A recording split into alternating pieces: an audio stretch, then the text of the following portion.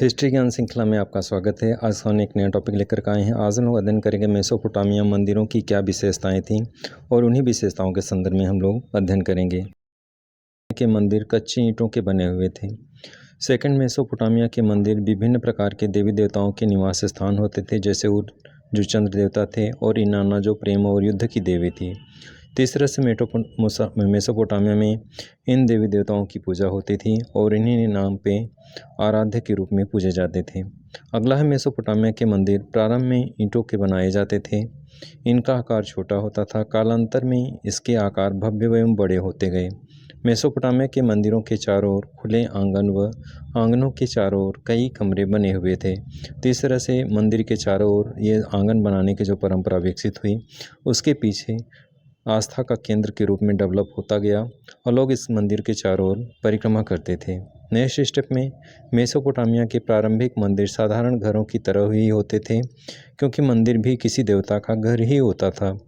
Next, मंदिरों की बाहरी दीवारें कुछ खास अंतरालों के बाद भीतर की ओर और बाहर की ओर मुड़ी हुई होती थी।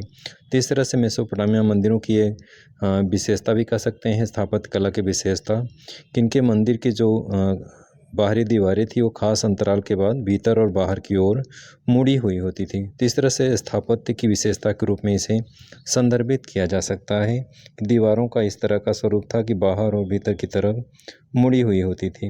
नेक्स्ट, मेसोपोटामिया मंदिरों के देवता पूजा के केंद्र बिंदु होते थे और इन देवताओं के प्रति लोगों की आस्था होती थी।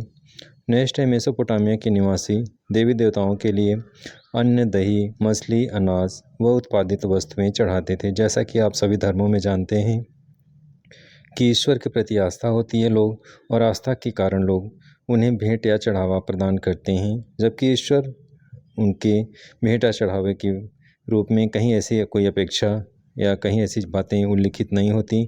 फिर भी लोगों की अपनी आस्था होती है और लोग आस्था के रूप में ये सभी चढ़ावा चढ़ाते हैं।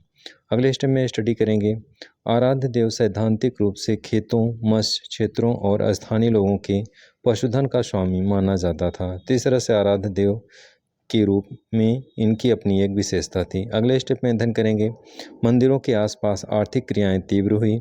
लोग बड़ी मात्रा में चढ़ावा चढ़ाने लगे और मंदिर आर्थिक रूप से सुदृढ़ और संपन्न होने लगे।